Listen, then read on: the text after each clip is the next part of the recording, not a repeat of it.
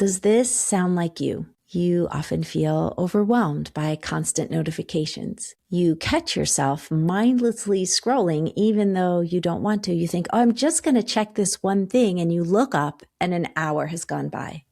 You are craving deeper, more meaningful connections with actual humans in your life. You want to spend more time with God, but you're distracted by your devices. You crave quiet moments, but can't seem to carve out time for them. Your children need your attention, but have to compete against the pull of technology. You feel like you've lost your creativity, your wonder, your sense of joy at the simple things. Yeah, probably most of us would say, yeah, that sounds like me. Hi, friend. Welcome to Beauty in the Brokenness, where we have honest conversations about the Bible, our real-life struggles, and the hope God brings for healing. I'm your host, Teresa Whiting, a speaker, author, Bible teacher, but mostly a friend and fellow struggler. I don't know what you're carrying right now, but I want to invite you to encounter the God who is still creating beauty right in the midst of your brokenness. For the past few years, at the end of each year, I do a couple of days of reflection. And do you know what I put on there every year in the what didn't work for me section? Too much time on my phone, too much screen time, year after year after year. And I have tried to limit my interaction with that little growing rectangle, but I find myself feeling powerless against the brain scientists and the big tech gurus whose intention is to monopolize my time. I've tried to beat them at their own game. I've set limits, silenced notifications, deleted apps, established no phone zones, always to find myself spending more time on my phone than I want, or even that is healthy. I'm not even connected to social media anymore. And yet I find that my phone takes up more space in my life than I want it to. I'd like to tell you about a time way in the old back days when it wasn't this way. Once upon a time, in the old days, before we carried phones in our pockets, we used landlines. Those were phones connected to cords in the wall and answering machines to call each other and leave messages. At social gatherings, people would look at each other, make small talk, and eventually warm up to each other and engage in conversation. We didn't have screens to retreat to or hide behind when things felt a little awkward. At every gathering, there were a few unfortunate souls who had jobs that required them to be accessible 24/7. Doctors and firefighters come to mind. They wore small devices on their belts known as pagers so they could be contacted anytime, night or day. We felt bad that though they seemed to be freely spending their time and enjoying us, everyone knew that at any moment their pager might beep and they would be called away. We pitied those who wore pagers. How sad it was to be at the beck and call of others at all hours of the day and night, to be interrupted while having dinner with friends or in the middle of your child's event or while enjoying a beautiful sunset. The ones who wore the pagers lived with an undercurrent of anxiety, knowing they could be summoned away at any moment. The person with the pager was the exception. Though they were typically one of the more important persons in the room, they were inevitably one of the most stressed out. Today, as a whole, we have voluntarily subjected ourselves to be the person with the pager. We carry our phones in our purses, our pockets. We pull them out while we're driving, shoot off texts from the toilet, and take them to bed with us. Not only are we accessible to our employer, but to thousands of apps and to anyone who wants to contact us. Notifications aren't a rare occurrence, but the moment-by-moment norm. Social media, texts, games, calendar reminders, and the occasional phone call. We are connected and online and busy and anxious, and we wonder why we're not sleeping well and why we're scattered and frayed and forgetful. We have apps that remind us how to breathe and focus groups to remember that we're embodied souls. Silence is a relic of the past, rarely experienced and never embraced. Our heart rates are up, Our muscles are tense. We are on edge and distracted and have nearly lost our capacity to engage in moments of silence or solitude. And our social skills are no better. We avoid eye contact, keep conversations on the surface, while we ache to connect on a soul level. Our phones have become our constant companions, or are they our captors? One of the things we have lost the ability to do completely is to be bored. So I started reading this book recently. It's called Bored and Brilliant. And one of the things that this book is reminding me of is that our brains were not created with the capacity to be on 24/7. We are made to experience boredom, quiet, simplicity, times where we actually just space out and daydream. When was the last time you daydreamed? You were standing in line and you decided not to pull your phone out, maybe to people watch instead, watching everybody else on their phones. Or maybe you were in the car at a light, or even just getting in your car and keeping it silent the whole time. So I'm going to introduce you to something I have created called JOMO in July. I actually, the first time I did this was way back in 2020, and I've done a form of it over the years, but this year I am committing to a full-on month in July of JOMO. If you don't know, JOMO is the joy of missing out. It's a noun, and I define it as disconnecting as a form of self-care in order to connect with what matters most. A few years ago, my son Caleb and I did what we called the 40-day flip phone challenge. And this is for somebody who wants to go all out. I mean, this was intense. For 40 days, we did not use our iPhones. I actually gave mine to my husband. I said, hide this thing. I had taken my SIM card and put it in a Nokia flip phone. And you guys, it was hard. I spent the first few days just instinctively, I would get in my car and I would reach over to grab my phone to put on a podcast or music or something, and it wouldn't be there. And I would think, oh, that's right. I don't have that distraction. There would be times I would have that phantom ring, where you're carrying your purse and you feel it vibrating. And then I don't even have my phone in here. So our phones have taken over so much of our lives. But during the 40-day flip phone challenge, what Caleb and I experienced was so transformational. I started to notice things. I spent more time accomplishing projects that I had. I read more. I did simple things like notice that the sky is blue and the grass is green and the bark on the trees and the sounds of leaves crunching. The world just seemed to come alive in ways that it hadn't in so long. I've wanted to do that again. And I actually went back to my flip phone not too long ago. And what I realized was I couldn't park anywhere in St. Pete because I didn't have Park Mobile. I was cut off of all of our family group chats because they have changed it from SMS to RCS or something like that. And my Nokia couldn't handle group chats. So I lost touch with my family. I only lasted a couple days and I thought, you know what, this isn't working. One of the things I have done is I have gotten this little device called a brick. And I honestly feel like it is the next best thing to having a flip phone. I'm holding it up here. And you can essentially turn your iPhone into a flip phone. You can eliminate distractions by using the brick. The way it works is you touch your phone to this little device and you can put different settings on. So I have one called Flip Phone and Flip Phone Plus. You can name them whatever you want. You can have different settings. But for mine, I have a flip phone setting, and that is where I keep on my phone the ability to call people, the ability to text people, my camera, my FaceTime, so I can see my grandkids. I keep Park Mobile on there so I can park places, my banking app, which that's not something I'm tempted to scroll. So some of those really utilitarian things that aren't distractions. What I don't keep on there is any kind of social media. I don't keep email, which is the other thing that sucks the life out of me. I don't even keep Pinterest because even though it's a creative outlet, it's an easy place to scroll. And so once you brick your phone, basically you touch your phone to the brick, it is in that setting and you can't unbrick it unless you touch it to the device. So I keep this in my office here.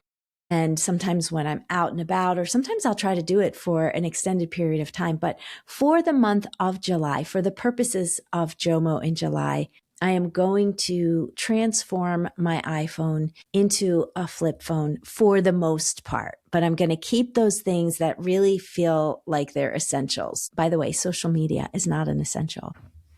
Are you longing for less distraction and more focus, less mental clutter and more quiet, less restlessness and more peace, less noise, more stillness, less distance and more connection, less screen time and more presence, less comparison and more contentment, less enslavement to technology and more freedom to live the life in front of you?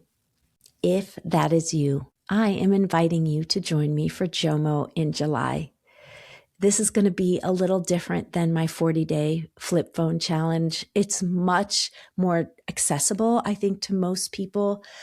JOMO in July is 1 month for us to kind of step away from all of those things that pull at us constantly.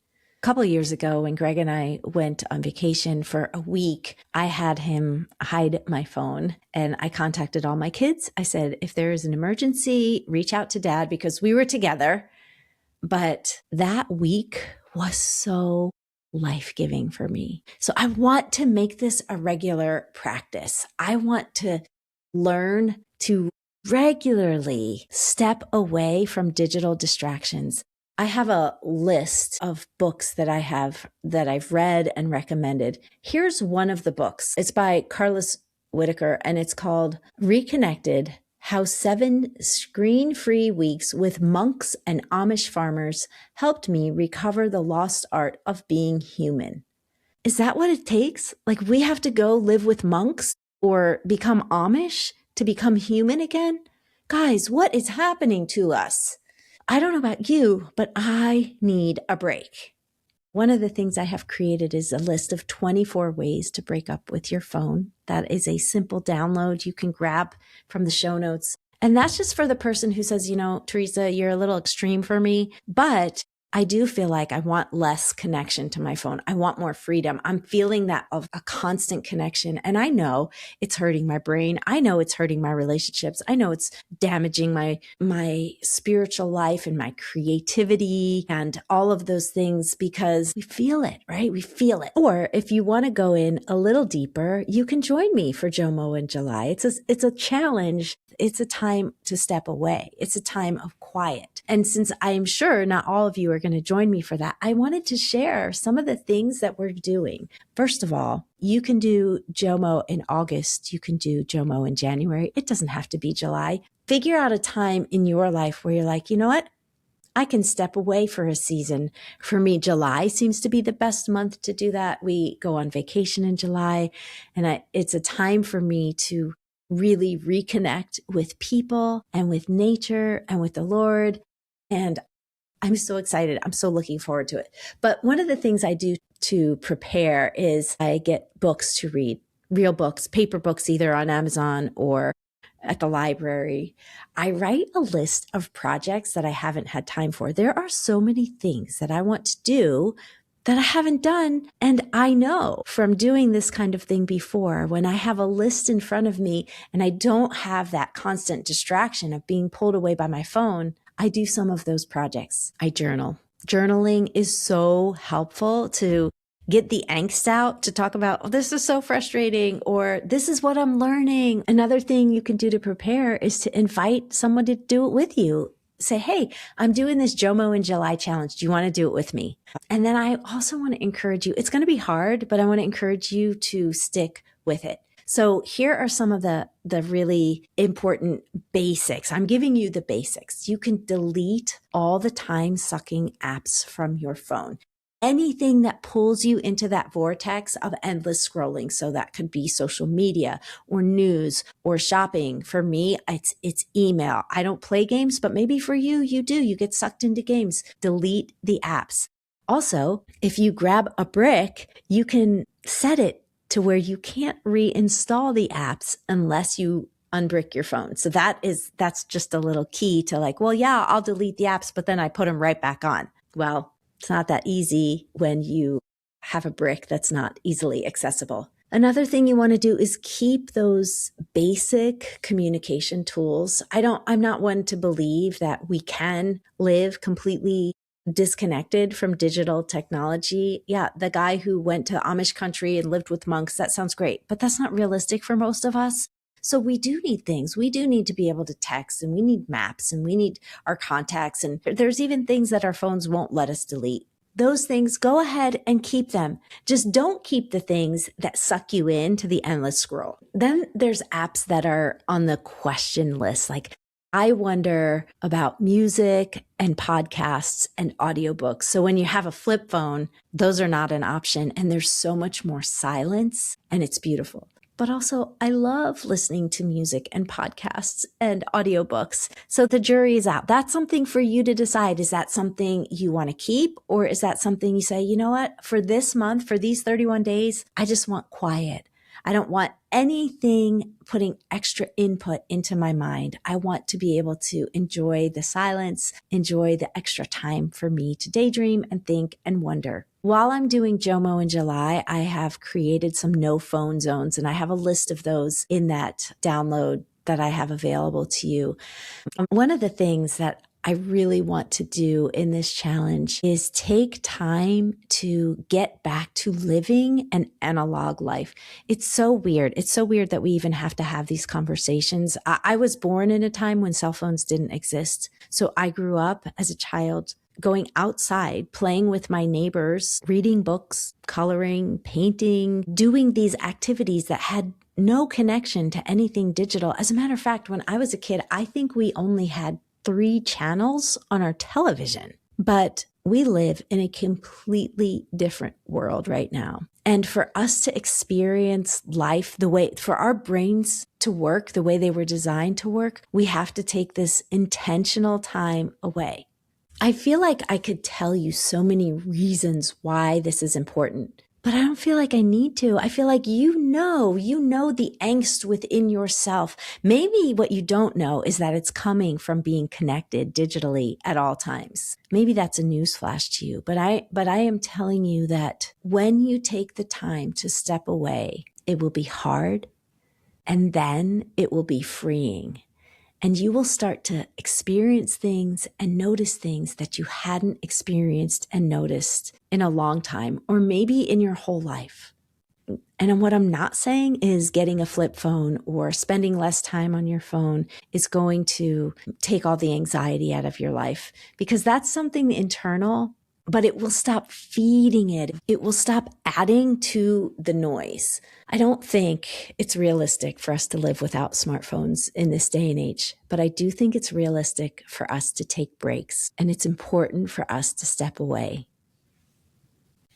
I would love to tell you more about, how our brains are being affected, but I am going to just tell you that I have a list of 15 books in the JOMO in July challenge that you can read. So there's all different kinds of books. There's books for families.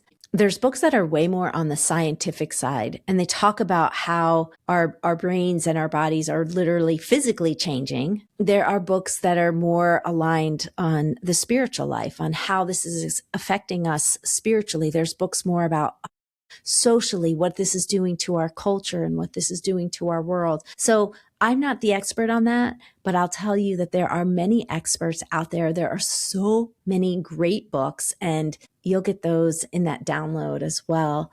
But just what it's going to look like for me, I'm going to be stepping away from my computer and spending a month really trying to press in and hear the Lord and determine what's next for this ministry, for this podcast. I have really been pressing into just the arm of my ministry that has to do with more speaking and teaching. I don't know if you realize this, but my favorite thing in all the world is to engage with women in person, to speak and to share God's word and to look at the scriptures together. And so that is something I have really been pressing into, and I'm trying to figure out how the podcast fits in with that. And so I really believe that stepping away from technology, quieting the input, and just really spending a month connecting with my people, praying, learning, reading, being creative again, going on vacation, connecting with nature. I think all of those things will speak to my soul. And then hopefully I'll be able to come back and let you know kind of the state of the podcast and what's going to happen from here. So what about you? What is it about technology that you struggle with? Have you ever tried to do a detox? Have you ever tried to step away for a season? What's stopping you? Now, I know that there's people out there going, Teresa, you're a Luddite. I might be, and you might be right. But I just know that my soul comes alive when I take a break, when I step away. And maybe yours would too. So one more time, I am going to invite you to join me for JOMO in July. If you feel like that's too much, the least you could do is download the 24 ways to break up with your phone. And maybe you don't have to do all 24. Maybe just start with one, maybe two. Maybe see if there's things that you didn't even realize you could do that would help bring a little bit more freedom, a little bit more peace, a little bit more space, and a little bit more quiet to your life. Friend, I am so thankful that you are here. Thanks for listening. Thanks for being the kind of person who cares about these things. And thanks for hanging out with me today on Beauty in the Brokenness. To find everything I mentioned on the episode, go to teresawhiting.com/listen for the show notes. If you are listening on Apple or Spotify or watching on YouTube, please hit that subscribe or follow button so that you don't miss things when I come back in the fall. And maybe you have a friend that you want to do JOMO in July with. I want to encourage you, go ahead and forward them this episode. In closing, I want to leave you with this prayer from Numbers 6, 24-26. The Lord bless you and keep you. The Lord make his face shine on you and be gracious to you. The Lord turn his face toward you and give you peace.